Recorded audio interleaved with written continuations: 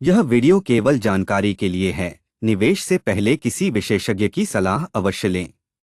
नमस्कार दोस्तों, अगर आप हर महीने 12,500 रुपये बचाते हैं तो यह वीडियो अगले 20 मिनट में आपको 1.5 लाख रुपए का फर्क समझा सकती है।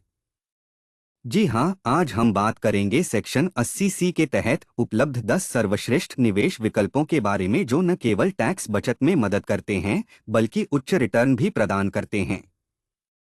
इस समय सेक्शन 80C के तहत 1.5 लाख रुपए तक की निवेश सीमा है, जो कि आपके वित्तीय भविष्य को सुरक्षित कर सकती है।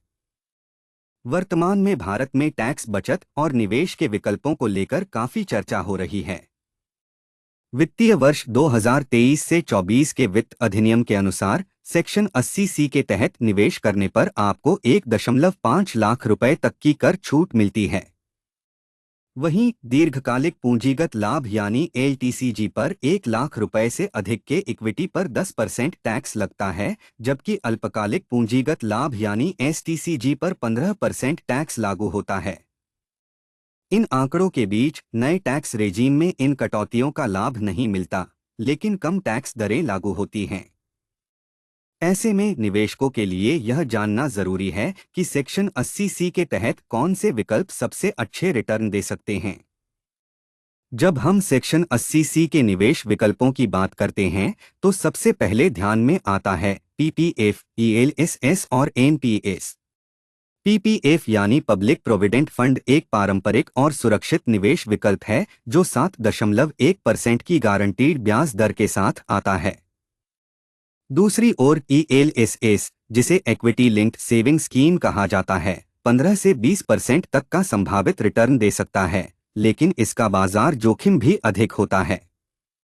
NPS यानी नेशनल पेंशन सिस्टम एक ऐसा विकल्प है जो आपके रिटायरमेंट प्लान को मजबूत करता है और इसमें इक्विटी और डेट दोनों का संतुलन होता है, जिससे रिटर्न का दायरा व्यापक हो जाता है।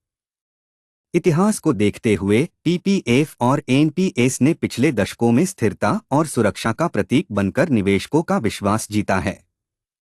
जब हम 2026 के संदर्भ में बात करते हैं तो ELSS के रिटर्न की तुलना करें तो उसके रिटर्न में अस्थिरता जरूर है, लेकिन लंबे समय में यह अन्य विकल्पों को पीछे छोड़ सकता है। अगर आप दीर्घकालिक निवेशकों की श्रेणी में आते हैं तो इस समय ELSS और NPS आपके पोर्टफोलियो में जोड़ने के लिए बेहतरीन विकल्प हो सकते हैं। बाजार में उतार चढ़ाव के बावजूद आज के समय में निफ्टी 50 ने 23,344.85 पर बंद होकर 0.96% की वृद्धि दर्ज की है।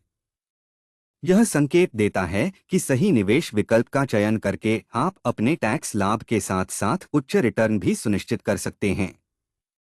जब हम निवेश की बात करते हैं तो अक्सर एक नजरिया जो अधिकांश खुदरा निवेशक चूक जाते हैं, वह है स्मार्ट मनी का व्यवहार।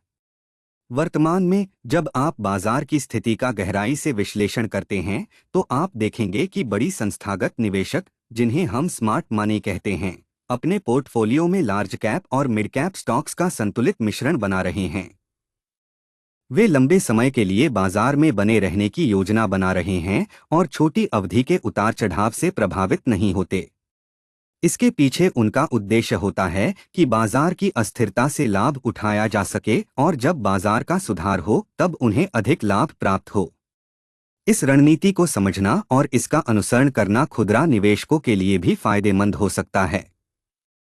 हाल ही में जब निफ्टी 50 ने 0.96% की वृद्धि दर्ज की है, तब संस्थागत निवेशकों ने अपने निवेश में वृद्धि करना जारी रखा है, जो एक सकारात्मक संकेत है कि वे भविष्य में बाजार के सुधार की संभावना देख रहे हैं। यह बाजार का व्यवहार सीधे तौर पर एक वेतनभोगी व्यक्ति के निवेश पर प्रभाव डालता है, विशेषकर सिप म्यूचुअल फंड के नाव और इक्विटी पोर्टफोलियोज पर।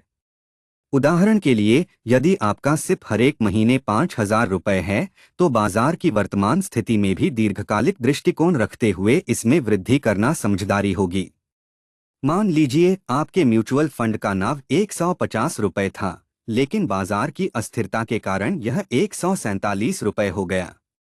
बाजार के सुधार के बाद यदि नाव 160 रुपये तक पहुंचता है तो आपकी निवेशित राशि पर सीधे लाभ होता है। इसी तरह अगर आपका इक्विटी पोर्टफोलियोज 1 लाख रुपए का है और बाजार में 1.98% की गिरावट आई है, तो आपको इसे दीर्घकालिक दृष्टिकोण से देखना चाहिए। बाजार में सुधार होने पर यह मूल्य वापस ऊपर जा सकता है, जिससे आपको लाभ प्राप्त हो सकता है। हमारी सलाह है कि इस हफ्ते आपको 3 ठोस कदम उठाने चाहिए।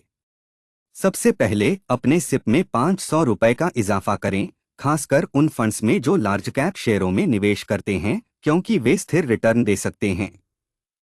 दूसरा, यदि आपने म्यूचुअल फंड्स में निवेश किया है तो मिड कैप फंड्स पर ध्यान दें और उनमें धीरे धीरे अपना निवेश बढ़ाएं। तीसरा, अपने इक्विटी पोर्टफोलियोज का पुनर्मूल्यांकन करें और ऐसे स्टॉक्स में निवेश बढ़ाएं जो दीर्घकालिक लाभ देने की क्षमता रखते हैं।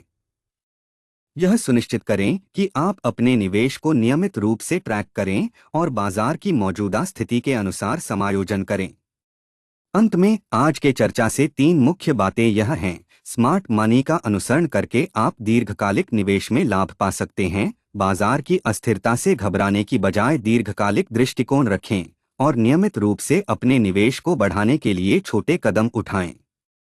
क्या आप भी अपने निवेश में इन उपायों को अपनाएंगे? हमें कमेंट्स में बताएं। अगर आपको यह वीडियो पसंद आया हो तो इसे लाइक और शेयर जरूर करें और जीरो टू वेल्थ को सब्सक्राइब करना न भूलें ताकि आप हमेशा अपडेटेड रहें।